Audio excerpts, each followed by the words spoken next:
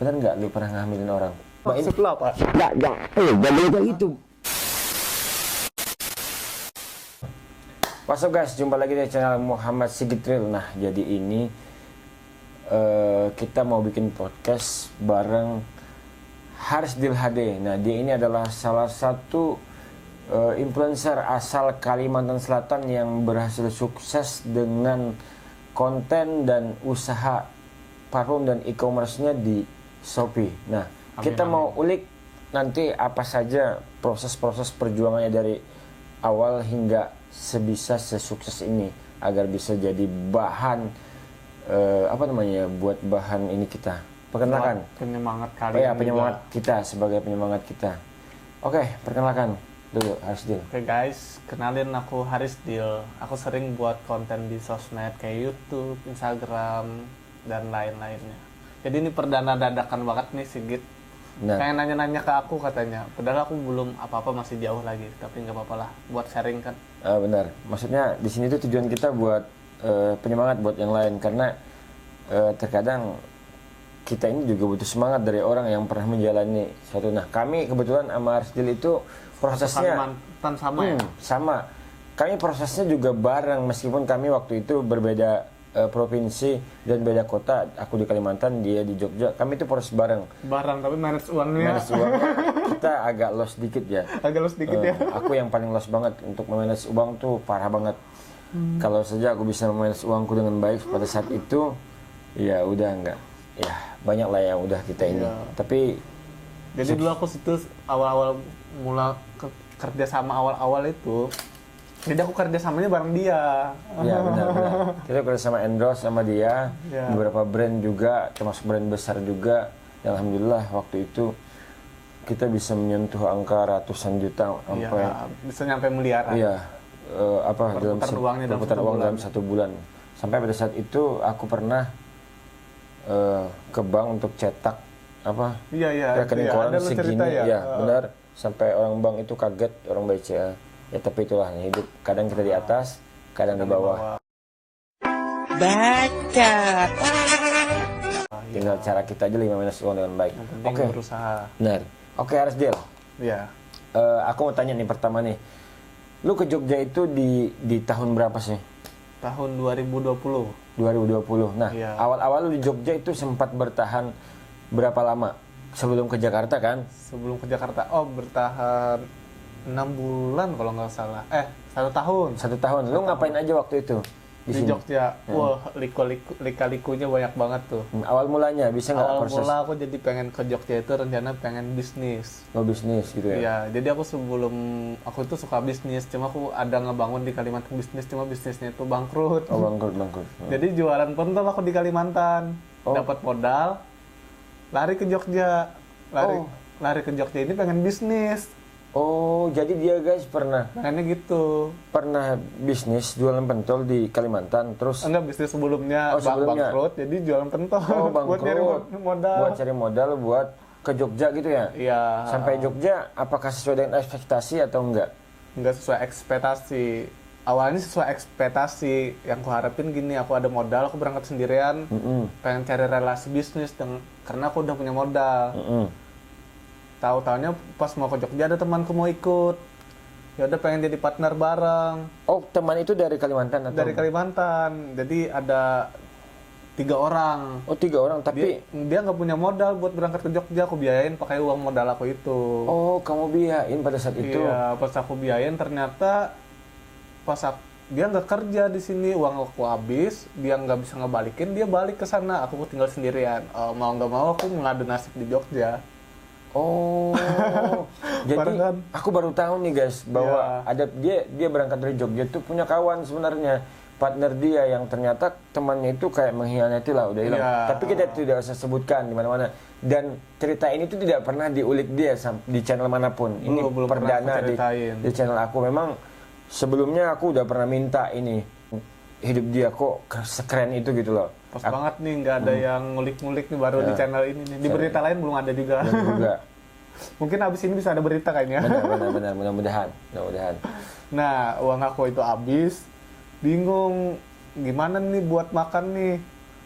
Satu-satunya emang aku nggak punya ijazah kan juga. Ya udah aku jualan bakwan kawi. Jadi lu sempat jualan bakwan kawi itu Selama 3 bulan. selama 3 bulan dan hasilnya berapa pada saat itu? Rugi. Jadi pulang dimarahin bos, terus bos karena corona. Oh, itu zaman corona ya, Iya, masih corona. kencang-kencangnya corona. Berarti tidak ada income pada saat itu, makan dari ada. bakwan kawi itu Dari aja. bakwan kawi doang. Terus tidurnya pada saat itu di mana? Ada mes dari bakwan kawinya. Oh, jadi dia ada mes dari bakwan kawi. Tapi sambil jualan bakwan kawi itu sambil ngonten. Jadi jalan jauh banget ke Malioboro sendirian. Nyari target sendirian. Jalan kaki berarti. Jalan kaki. Di saat itu sambil ngonten. Pokoknya pulang kerja sambil ngonten. Oh, pulang kerja ngonten juga. Berarti Iya. ini YouTube YouTube Mas. YouTube doang. Belum ada TikTok YouTube belum. dulu sedikit viewersnya masih ada endorse walaupun yang nonton.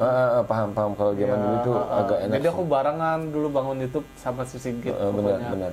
Bisnis mutualisme kita saling menguntungkan. Jadi dia kalau dapat iklan oper ke aku juga oper ke dia gitu. Jadi kita barengan. Nah, YouTube aku ini kan belum naik, tapi ada endorse masuk walaupun 1 atau 2 gitu, harganya murah. Ini nggak cukup, kataku bingung kan gini kan, nggak cukup nih. Ya udah satu-satunya punya jalan, ku bisniskan lagi. Orang yang endorse aku ajak kerja sama, mau nggak kerja sama aku cariin YouTuber lain kataku. Oh, Nah, ternyata mau. semacam jadi agensi gitu ya. Agensi ya. Jadi satu untung talentnya itu anggaplah paling dikit 300.000. Ya udah kali ngajuin 10 orang dapat 300.000 kali 10. 3 Udah juta, lumayan, banyak 3 banget. juta. Nah, jadi aku sempat nyari talent banyak banget. Sampai kerja sama dengan Sigit dia nyariin talent, kita kerja sama. Perputaran uangnya tuh Luar biasa. Aku waktu itu pernah pegang talent itu sekitar 40 talent YouTuber Indonesia ini. itu jalan terus kan Ya, dari yang paling kecil subscribernya sampai yang jutaan. Tapi kita tidak sebutkan budget di sini. Iya, kan, itu nggak boleh. sebutan budget ya. Tinut. Jadi udah itu pada saat itu setahun di Jogja apa perubahan? Ada nggak perubahan? Ya, ada perubahan tuh. Naik YouTube udah mulai naik kemarin, malah lebih alhamdulillah dibandingkan yang lain. Jadi kayak YouTube naik, TikTok naik, kerja sama naik. Pas banget ada modal juga merambah ke bisnis lain, macam-macam freelance bisnisnya, walaupun nggak jangka panjang. Cuma apa yang berpotensi ngasilin uang, hajar terus. Berarti waktu itu bisa dibilang pencetus konten yang Di TikTok. bukan itu, tapi kita jangan bicara itu dulu lah. Oh, iya, Setelah itu kemana lagi nih? Setelah kapan ke Jakartanya? Oh, itu yang Jakarta. Di Jogja itu bisnis agensi masih perputarannya nggak terlalu banyak uangnya. Cuma masih nggak bisa konten. Karena corona. Mau nggak mau, aku memutuskan ke Jakarta. Hijrah Ke Jakarta. ke Jakarta. Di Jakarta itu yang perputarannya mulai gede uangnya. Oh, di Jakarta itu berapa tahun sempat di Jakarta? 4 bulan. 4 bulan sempat di Jakarta. Nah, yang paling anehnya kayak gini. Ini sumpah ini kenyataan banget. Aku ngerasa kayak nggak ada mungkin. Jadi aku mau ke Jakarta itu alasannya karena nggak ada duit, tapi pengen nyari duit ke Jakarta. Benar. Pas aku naik motor tuh ke Jakarta tuh. Nggak sama siapa ya waktu itu? Nggak Sama ada teman aku 2 orang. 3. 3 orang. Jadi aku mampir ke masjid karena capek aja. Padahal mampir tuh nggak sholat, cuma mampir doang. Cuma ngambil air wudhu, nggak lama aku berdoa, ya Allah, sukseskanlah aku sampai Jakarta dengan lancar, dengan uang yang banyak, kataku, dengan cepat. Nggak lama pas aku duduk, sekitar 15 menit, dapat kerja sama, ada endorse nawarin aku. Oh, ada endorse masuk gitu ya? Iya, nah terus dia minta talent banyak juga. Nah itu kalau minta talent banyak, aku langsung cari Sigit tuh, langsung dapat. Dia pasti kesini, nggak pernah kemana. Tahu nggak? Jadi aku sebelum nyampe Jakarta, niatnya aku ke Jakarta nyari duit yang banyak. Belum nyampe Jakarta udah dapat uang sekitar berapa tuh aku ya? 30 juta kalau nggak salah. Oh, 30 jutaan ya, lumayan banyak juga. Iya, itu aku langsung bersyukur banget tuh. Luar biasa. Belum ngerantau ke Jakarta Udah dapat banyak ini ya, banyak duit ya waktu itu ya dengan ijabah Allah, langsung doanya ya, alhamdulillah ya. Mungkin pas lu ngomong itu malaikatnya lewat ya. langsung sampai ke yang di atas. Mungkin ya kan? seandainya sholat bisa dikasih lebih lagi tuh. Jadi setelah di Jakarta itu 6 bulan, nah itu lu masanya di Jakarta itu ngonten full ya atau cuman urus agensi? Ngurus agensi. lebih utamanya agensi. Nah, tapi ini parah lagi aku, kehidupan aku tuh hancur di Jakarta lagi. Karena banyak uang gitu ya? Banyak uang, aku terlena, jarang konten, kerjasama jarang masuk. Oh. Uang itu makin habis, kehidupan di Jakarta parah, apalagi Iya. karena aku sering jalan-jalan tuh. Ya, karena memang guys, kalau kita sebagai influencer ini, kalau misalkan kita jarang konten atau nggak ada stok video di semua platform, itu memang brandingnya kurang dan brand-brand tuh juga nggak mau masuk Nggak dia mau masuk, karena kita nggak ada income-nya buat mereka karena nggak ada feedback-nya. Karena kita jarang konten, pasti viewers kita juga turun banget. Bener Jadi nggak ada feedbacknya buat mereka. Nih buat teman-teman yang masih merintis ataupun udah ngejalanin yang namanya kreator, influencer maupun di semua bidang digital platform, nah kalian tetap semangat. Yang penting itu kuncinya konsisten. Setelah di Jakarta, di situ ketemu siapa aja tuh? Salah satunya yang bisa akhirnya kamu balik ke Jogja. Apa yang membuat ini lagi bisa membuat hati tergetuk lagi pulang ke Jogja? Jadi di Jakarta tuh pertama sebelum aku balik ke Jogja, aku lihat dulu nih teman-teman aku circle-nya yang bagus mana, yang mana hedon, yang mana enggak. Aku kan harus memilah-milah gitu ya. Memilih. Ada teman aku satu namanya Oci, dia di Bali. Oh, di Bali pada saat itu. Iya, kayaknya nih orangnya bagus nih. Ya, aku tahu. Aku lagi jatuh posisi aku, ya udah aku ke Bali. Oh, sempat ke Bali dulu, berapa bulan di sana? 2 bulan. Oh, 2 bulan. Ke Bali aku nyusulin Oci. Aku dengan kondisi keuangan aku kayak gini, maaf ya aku di sana nggak bisa. Takutnya kan Oci kan jalan-jalan kemana, ternyata dia orang sederhana. Nah di situ kehidupan aku dimulai lagi. Tiba-tiba gara-gara aku berteman sama Oci, aku lancar lagi. Mungkin karena aku teman aku si Oci relasinya juga bagus kan Oci kan. Secara channelnya juga bagus kan, pertumbuhan channelnya sama awalnya ini nggak pengen ke Jogja lagi. Oh, mau tetap di Bali gitu ya? Iya sama Oci, tapi pas ada nikahan namanya teman kita Pajar. Oh iya paham Pajar. Kita pengen ke Jogja tapi nggak ada duit, gimana ya? Yaudah kita berdoa lagi, ya Allah kalau kita dapat uang segini kita bakalan ke nikahan teman kita ke Jogja. Nah ternyata dapat uang ke Jogja kita. Oh, nikahan itu ya? Iya, udah ke Jogja, terus kita pengen balik ke Bali lagi, tapi kita berdoa lagi. Ya Allah kalau kita dapat uang segini kita bakalan stay di sini terus. Ternyata beneran dapat uang segitu. Alhamdulillah rezekinya bagus ya. Dijabah terus doa lu ya. TikTok naik juga. Nah itu yang terakhir ke Jogja itu TikTok naik. Oh, brand langsung masuk. Nah jadi memang dia ini bisa dikatakan dia adalah pencetus orang pertama yang bikin TikTok di Jogja. Tahun berapa itu?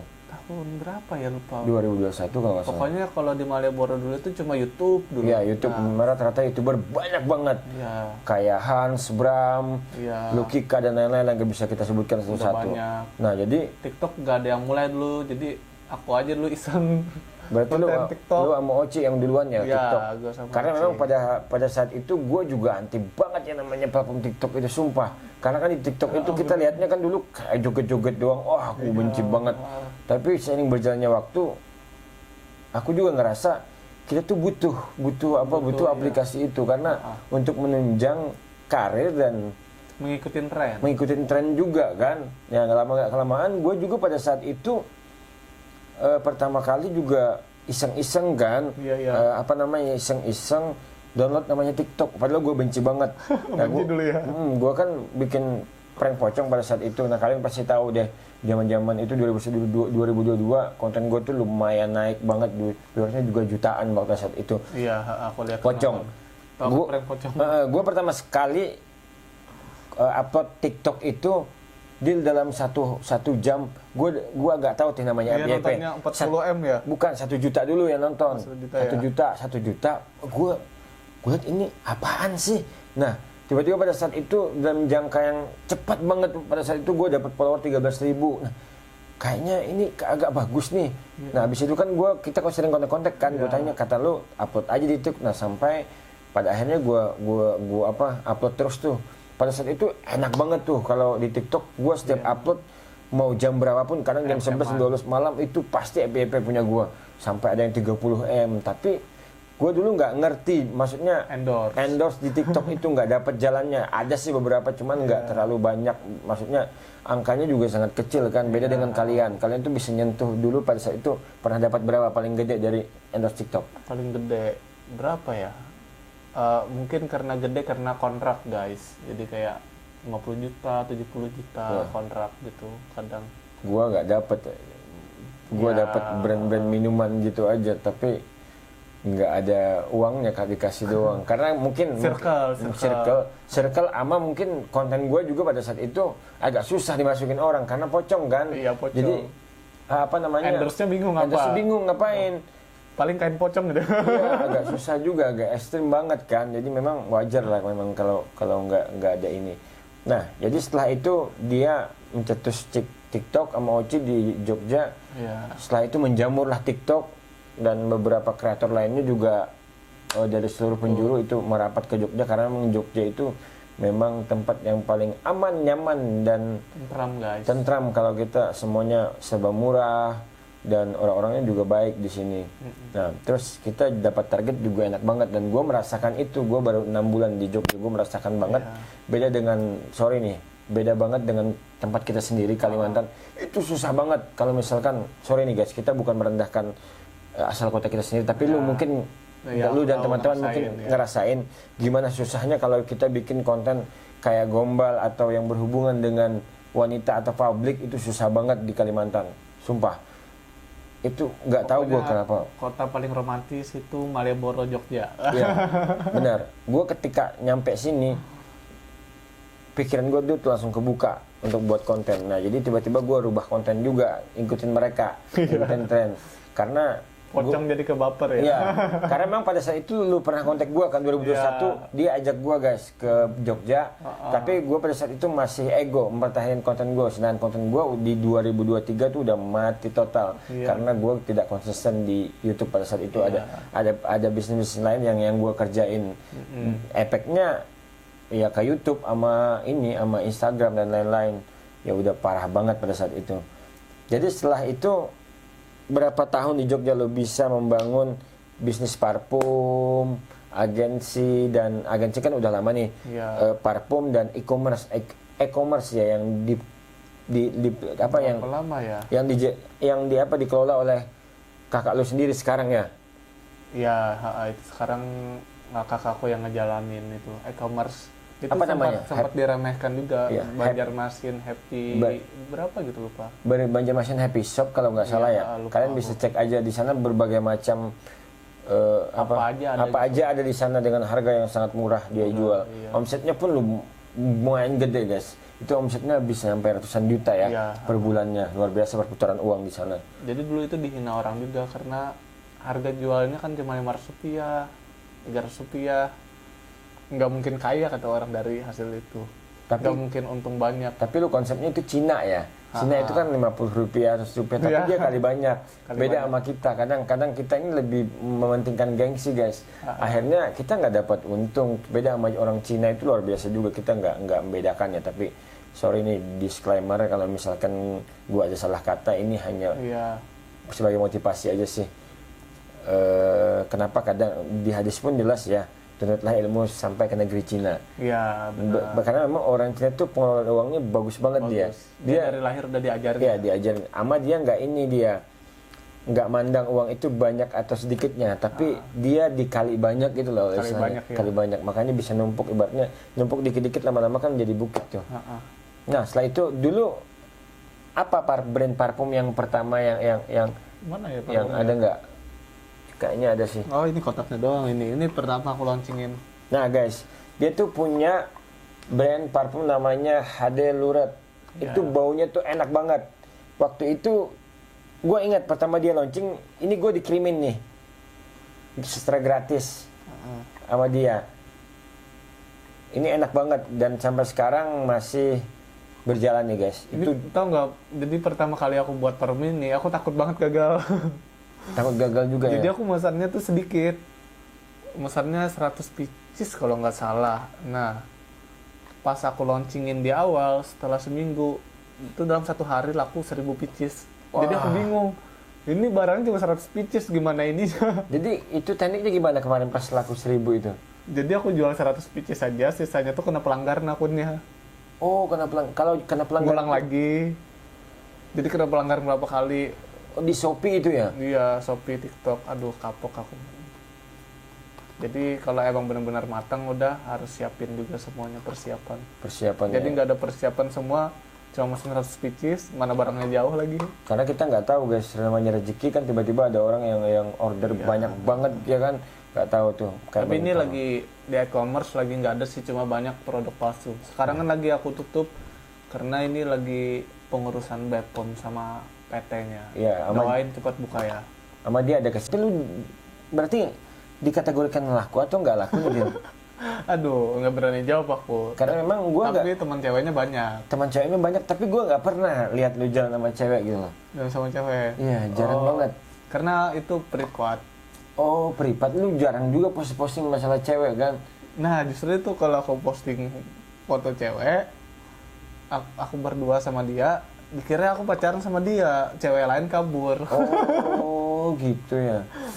Aku kira kamu dikatakan nggak beruntung sih dalam hal percintaan. Ternyata juga masih banyak yang ini ya. Boleh nggak aku tanya satu lagi nih? Ini kayaknya pertanyaan terakhir kita guys. Buat Harisdil. Iya, soalnya kepanjangan ya, boleh satu Karena memang ini udah panjang banget guys. Nah, lu pernah nggak? Gue kan pernah dengar loh. Lu cerita atau dari siapa gitu loh. Bener nggak lu pernah ngehamilin orang? Enggak lah.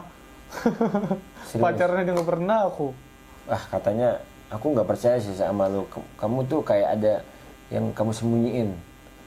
Nggak ada. Ada, aku pernah dengar itu. Kayaknya itu benar deh. Nggak ada kata siapa.